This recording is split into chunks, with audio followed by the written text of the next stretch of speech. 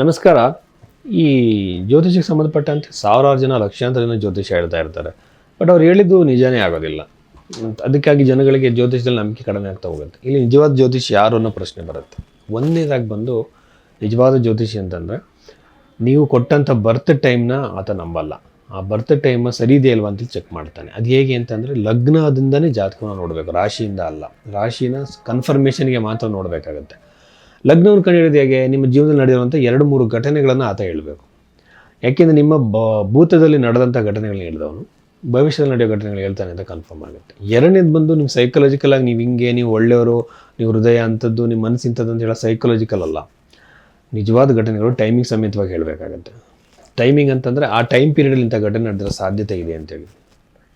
ಇದಾದಮೇಲೆ ಪರಿಹಾರಗಳನ್ನ ಹೇಳುವಾಗ ಬೃಹತ್ ಪರಾಶರ ಹೋರಾಶಾಸ್ತ್ರಗಳಿರುವಂತಹ ಮಂತ್ರ ಜಪಗಳು, ದಾನಗಳ ಬಗ್ಗೆ ಮಾತ್ರ ಮಾತಾಡಬೇಕು. ಕರಂಗುಲಿ ಮಾಲ ಹಾಕ್ಕೊಳ್ಳಿ, ಜೆಮ್ ಸ್ಟೋನ್ಸ್ ಹಾಕ್ಕೊಳ್ಳಿ, ಅಥವಾ ಇನ್ನೊಂದು ಹಾಕ್ಕೊಳ್ಳಿ, ಆಮೇಲೆ ನ್ಯೂಮರಾಲಜಿ ಪ್ರಕಾರ ಹೆಸರು ಚೇಂಜ್ ಮಾಡ್ಕೊಳ್ಳಿ ಅಂತ ಹೇಳೋಂಥವ್ರು ಜ್ಯೋತಿಷರಲ್ಲ. ಅದು ಜ್ಯೋತಿಷಕ್ಕೂ ಅದಕ್ಕೆ ಸಂಬಂಧನೇ ಇಲ್ಲ. ಓಕೆನಾ? ಮತ್ತು ಪರಿಹಾರಗಳಲ್ಲಿ ಕಾಸ್ಟ್ಲಿ ಪರಿಹಾರಗಳಿಗೆ ಈ ಬಡವರಿಗೆ ಏನು ಮಾಡಬೇಕಾಗತ್ತೆ? ಅವರು ದೊಡ್ಡ ದೊಡ್ಡ ಕಾಸ್ಟ್ಲಿ ಪೂಜೆಗಳನ್ನು ಹೇಳಿದ್ರೆ ಮತ್ತು ಅವ್ರಿಗೆ ಪರಿಹಾರನೇ ಇಲ್ವಾ? ಋಷಿಗಳೆಲ್ಲ ಯಾವ ಕಾಸ್ಟ್ಲಿ ಪೂಜೆಗಳನ್ನ ಹೇಳಿಲ್ಲ. ಬೃಹತ್ ಪರಾಶರ ಹೋರಾಶಾಸ್ತ್ರದಲ್ಲಿ ಸಿಂಪಲ್ ರೆಮಿಡೀಸ್ನ ಹೇಳಿದ್ದಾರೆ. ಇದನ್ನು ಸಜೆಸ್ಟ್ ಮಾಡಬೇಕು. ಆಮೇಲೆ ಟೆಕ್ನಿಕಲಾಗಿ ಇನ್ನೂ ತುಂಬ ವಿಚಾರಗಳಲ್ಲಿ ಜ್ಯೋತಿಷನ ತಿಳ್ಕೊಬೋದು. ಬಟ್ ಮಾಮೂಲಿ ಜನಗಳು ಈ ವಿಚಾರದಿಂದ ಈಸಿಯಾಗಿ ಅವ್ರು ತಿಳ್ಕೊಬೋದು, ಅವ್ರ ಕ್ವಾಲಿಫಿಕೇಷನ್ ಏನು ಜ್ಯೋತಿಷರು ಅಂತೇಳಿ. ಸೊ ಇಂದಿನ ಘಟನೆಗಳನ್ನ ಹೇಳೋದು ಬಹಳ ಇಂಪಾರ್ಟೆಂಟ್ ಆಗುತ್ತೆ. ಇದನ್ನು ಗಮನದಲ್ಲಿ ಇಟ್ಕೊಳ್ಳಿ. ಆಮೇಲೆ ಒಬ್ಬೊಬ್ಬರು 5 ನಿಮಿಷ 10 ನಿಮಿಷದಲ್ಲಿ ಇಡೀ ಮನೆಯವ್ರ ಜಾತಕ ಎಲ್ಲ ಹೇಳ್ಬಿಡ್ತಾರೆ. ಸೊ ಒಂದು ಜಾತಕ ನೋಡೋಕ್ಕೆ ಅದರಾಗಿರೋ ಟೈಮ್ ಹಿಡಿಯುತ್ತೆ. ಅದರದ್ದೇ ಆಗಿರುವಂಥ ಗೌರವ ಫೀಸ್ನು ಕೊಟ್ಟು ಕೇಳಬೇಕಾಗುತ್ತೆ. ಅದು ಕೂಡ ಇಂಪಾರ್ಟೆಂಟ್ ಆಗುತ್ತೆ ಇಲ್ಲಿ. ಇದನ್ನು ಗಮನದಲ್ಲಿ ಇಟ್ಕೊಳ್ಳಿ. ಈ ಡೀಟೇಲ್ಡ್ ಅನಾಲಿಸಿಸ್ ಮಾಡೋದಕ್ಕೋಸ್ಕರ ನೀವು ಭೈರವಿ ಆಸ್ಟ್ರೋನ ನೀವು ಸಂಪರ್ಕ ಮಾಡ್ಬೋದು. ಅಲ್ಲಿ ಜಾತಕಕ್ಕೆ ಅದರದ್ದೇ ಆಗಿರೋ ಟೈಮ್ ತೊಗೊಳ್ತೀವಿ ನಾವು.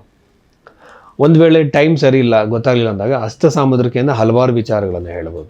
ಸೊ ಅದನ್ನು ಗಮನದಲ್ಲಿ ಇಟ್ಕೊಳ್ಳಿ. ಹಸ್ತ ಸಾಮುದ್ರಿಕೆ ಅಂತಂದರೆ ಜಾತಕ ಇಲ್ಲದೇ ಇದ್ದಂಥವ್ರು ಹಸ್ತ ಸಾಮುದ್ರಿಕವನ್ನು ಇದು ಮಾಡ್ಬೋದು. ವೃಷಭ ರಾಶಿಯವರಿಗೆ ಸಂಬಂಧಪಟ್ಟಂತೆ ಈ ಒಂದು 19ನೇ ತಾರೀಕಿಂದ ನಾವು ಹೇಳೋದಾದರೆ, ನಾನು ಯಾವಾಗಲೂ ಕೂಡ ಧರ್ಮ, ಅರ್ಥ, ಕಾಮ, ಮೋಕ್ಷ ಅನ್ನೋ ವಿಚಾರಗಳ ಬಗ್ಗೆ ಹೇಳ್ತಾ ಇರ್ತೀನಿ. ಇಲ್ಲಿ ವೃಷಭ ರಾಶಿಯವರಿಗೆ ಏನು ನೋಡಿದಾಗ ಇಲ್ಲಿ ಬಂದು 9ನೇ ಮನೆಯಲ್ಲಿ ಗ್ರಹಗಳು ಬಹಳ ಜಾಸ್ತಿ ಪ್ರಮಾಣದಲ್ಲಿ ಇರೋದ್ರಿಂದ ಪ್ರಕಾರ ಒಂದು ಉದ್ಯೋಗದಲ್ಲಿ ವಿದೇಶ ಜಾಬ್ಗಳಿಗೆ ಟ್ರೈ ಮಾಡ್ತಿರೋರಿಗೆ ಬಹಳ ಅನುಕೂಲ ಆಗುತ್ತೆ, ಹೊಸ ಅವಕಾಶಗಳು ಬರುತ್ತೆ. ಅದಾದಮೇಲೆ ಇವರಿಗೆ ದೂರ ಸ್ಥಳದ ಪ್ರಯಾಣ ಮಾಡುವಂಥದ್ದು ಸಾಧ್ಯತೆಗಳಿದೆ. ಅದು ಕೂಡ ಪುಣ್ಯಕ್ಷೇತ್ರಗಳಿಗೆ ಹೋಗುವಂಥ ಸಾಧ್ಯತೆ ಇರುತ್ತೆ. ಗುರುಗ್ರಹ ಇನ್ನೇನು ಬದಲಾವಣೆ ಆಗ್ತಿರೋದ್ರಿಂದ ಉತ್ತಮವಾಗಿರುವಂಥ ಬಾಂಧವ್ಯ ಅಣ್ಣ ತಮ್ಮಂದಿರ ಮಧ್ಯೆ ಬರ್ಬೋದು.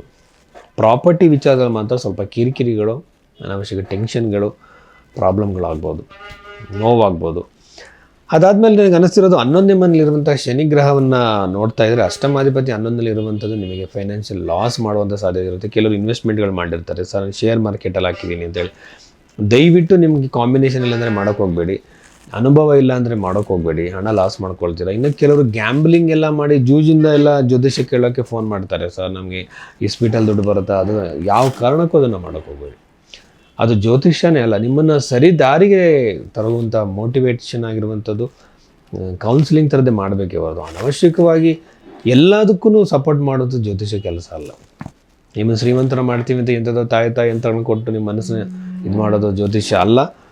ಸೊ ಇಲ್ಲಿ ನನಗೆ ಅನ್ನಿಸ್ತಿರೋದು ಏನು ಅಂತಂದರೆ, ವೃಷಭ ರಾಶಿಯವರಿಗೆ ನವಮ ಭಾವದಲ್ಲಿರುವಂಥ ಗ್ರಹಗಳನ್ನ ನೋಡ್ತಿದ್ರೆ ಬಹಳ ಉತ್ತಮವಾಗಿರುವಂಥ ಸಮಯ, ಅದ್ಭುತಗಳು ನಡೆಯುವ ಸಾಧ್ಯತೆಗಳು, ನೆಮ್ಮದಿಯ ಜೀವನ, ಸಂತೋಷಕರವಾಗಿರುವಂಥ ಆಹ್ಲಾದಕರವಾಗಿರುವಂಥ ಅವಕಾಶಗಳಿದೆ. ಫೈನಾನ್ಷಿಯಲ್ ಪ್ರೋಗ್ರೆಸ್ ಇದೆ. ಸಣ್ಣ ಸಣ್ಣ ಬಿಸ್ನೆಸ್ಗಳು ಮಾಡೋರಿಗೆ ಅಭಿವೃದ್ಧಿ ಇದೆ. ಹೊಸ ಬಿಸ್ನೆಸ್ಗಳು ಮಾಡೋರಿಗೆ ಕೂಡ ಅವಕಾಶಗಳು ತುಂಬ ಚೆನ್ನಾಗಿ ಕ್ರಿಯೇಟ್ ಆಗುತ್ತೆ ಈ ವಾರದಲ್ಲಿ. ಬಟ್ ಪ್ರಾಪರ್ಟಿ ಖರೀದಿಗೆ ಮಾತ್ರ ಅಷ್ಟು ಚೆನ್ನಾಗಿಲ್ಲ ಅಂತ ಹೇಳ್ಬೋದು. ಇದಾದಮೇಲೆ 11ನೇ ಮನೆಯನ್ನು ನಾವು ಗಮನಿಸಿದ್ರೆ ಶನಿಗ್ರಹ ಇರುವಂಥದ್ದು, ನಾನು ಆಲ್ರೆಡಿ ಹೇಳಿದಂಗೆ ಇನ್ವೆಸ್ಟ್ಮೆಂಟಿಗೆ ಒಳ್ಳೆಯದಲ್ಲ.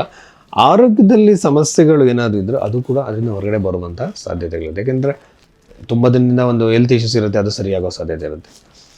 ಕೆಲವು ಸಂದರ್ಭಗಳಲ್ಲಿ ಕೆಲವು ವ್ಯಕ್ತಿಗಳು ನಮ್ಮಿಂದ ದೂರ ಆಗಿಬಿಟ್ಟಿರ್ತಾರೆ, ಅವ್ರ ಜೊತೆ ಕಮ್ಯುನಿಕೇಷನ್ ಆಗಿರಲ್ಲ, ಅವ್ರು ನಮಗೆ ಹತ್ತಿರ ಆಗೋ ಸಾಧ್ಯತೆ, ಮಾತಾಡಿಸೋ ಸಾಧ್ಯತೆ ಇರುತ್ತೆ ಈ ರಾಶಿಯವರಿಗೆ. ಆಮೇಲೆ ಇವರಿಗೆ